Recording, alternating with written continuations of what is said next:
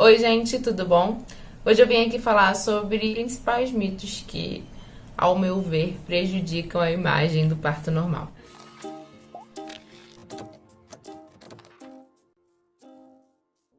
O primeiro, que eu já ouvi de várias pessoas e ouvi inclusive de alguns médicos, é que a cesárea é o parto mais seguro para a mãe e para o bebê. E é tão grande essa mentira que a própria Organização Mundial da Saúde recomenda que a taxa de cesárea fique em até 15% dos partos feitos, em cada país, porque a partir de alguns estudos que ela fez, ela viu que 15% é o número médio de partos que precisam de uma intervenção cirúrgica. Então, não, a cesárea não é o parto mais seguro para a mãe e para o bebê. Segundo, quando o bebê tá com aquela circular de cordão no pescoço, quando o médico vê na ultrassom lá, o bebê tá com um cordão enrolado em volta do pescoço.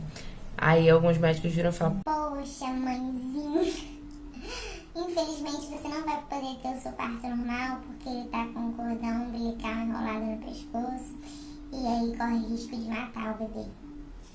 Então, o bebê não é como a gente, que recebe oxigênio através das vias respiratórias, do nariz, da boca. Ele recebe todo o oxigênio que ele precisa, tudo que ele precisa, na verdade, através do cordão umbilical. Então, não é como se ele estivesse sendo estrangulado, pelo cordão, que se vier por parto normal vai apertar aqui, ele não vai conseguir respirar. Porque quando me falavam isso, era isso que eu pensava, pelo menos. Não sei se todo mundo pensa assim. Mas o problema do cordão umbilical enrolado é quando ele dá nós ou tá muito apertado. E tudo isso pode ser detectado através dos batimentos cardíacos do bebê. E aí o médico vai ver que tem alguma coisa errada. E não sei se vocês já viram, mas a maioria dos cordões umbilicais, eles são bem grandes, então o bebê acaba realmente dando várias voltas nesse cordão. Bela e Daniel nasceram totalmente enrolados e não tem problema nenhum nisso. Então vamos ao terceiro mito. Esse é clássico. Quando eu falava que ia ter o parto normal, que eu ia esperar. Aí no finalzinho da gravidez, todo mundo que é mãe sabe, começa a perguntar: mas pra quando o bebê? Quando o bebê vai nascer? Eu falava: não, na hora dele, na hora que o bebê quiser. Aí as pessoas viravam: mas e se passar da hora? Realmente tem alguns relatos que assustam a gente, Eu ficava assustada. Mas quando eu fui procurar realmente saber e ler um pouco mais sobre isso, tive a ajuda da minha doula para me informar, do meu médico também, principalmente da segunda gestação, que era um médico mais humanizado. E não existe isso de passar da hora. No finalzinho da gravidez você vai ter acompanhamento semanal, às vezes até mais de uma vez por semana, exatamente para avaliar o batimento cardíaco do bebê, fazer ultrassonografia, para acompanhar bem de perto como o bebê tá.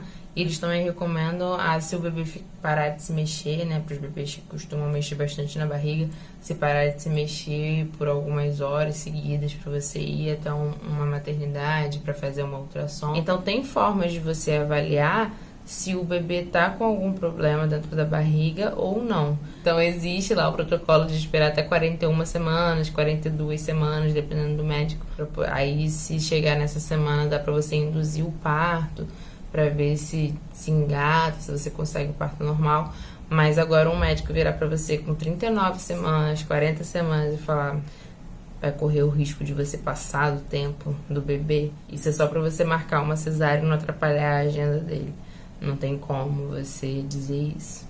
O quarto mito é: durante todo o trabalho de parto eu senti uma dor infernal. E não é bem assim, não é como a gente vê nos filmes, que estoura a bolsa e a mulher já começa a gritar e não para de gritar até o bebê nascer. Não é assim.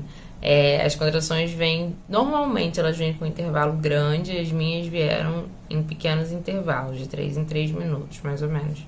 Mas normalmente começa com uns 15, 20 minutos e aí vai diminuindo.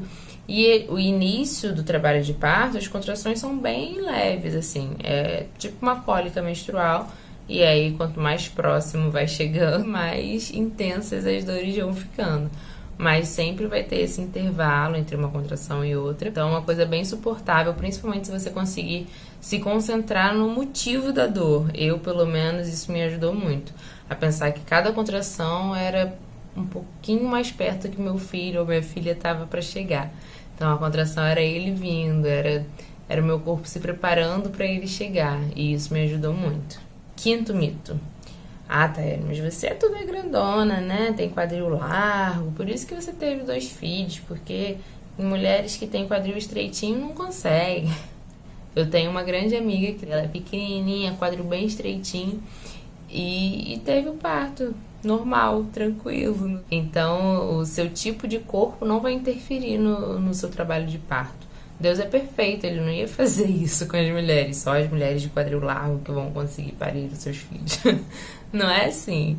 Então, se algum médico chegar pra você e falar, não, mas seu quadril é muito estreitinho, não vai acontecer. Não é verdade.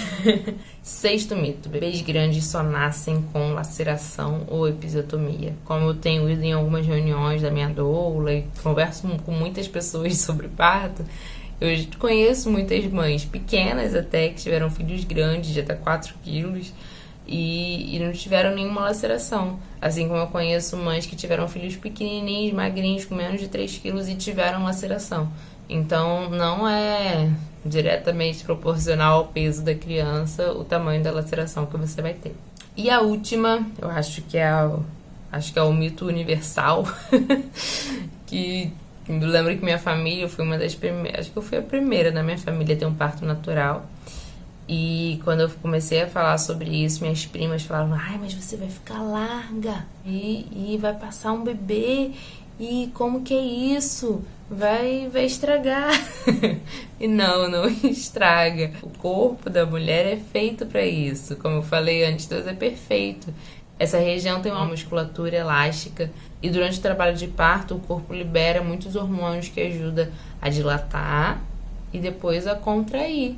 E isso é natural, não fica nenhuma sequela de tamanho, tudo volta ao normal. Então pode tirar isso da cabeça, se essa sua preocupação não tenha, porque não acontece. E esses foram os 7 mitos que eu considero os mais famosos, pelo menos é o que mais me perguntam. Espero que tenha ajudado vocês. Se tiverem mais alguma dúvida ou mais algum mito que quiserem compartilhar comigo aqui embaixo, bota aqui nos comentários para poder ver. Se você gostou do vídeo, dá um joinha, se inscreve no canal para acompanhar os próximos vídeos. Um beijo e até a próxima. Tchau, tchau.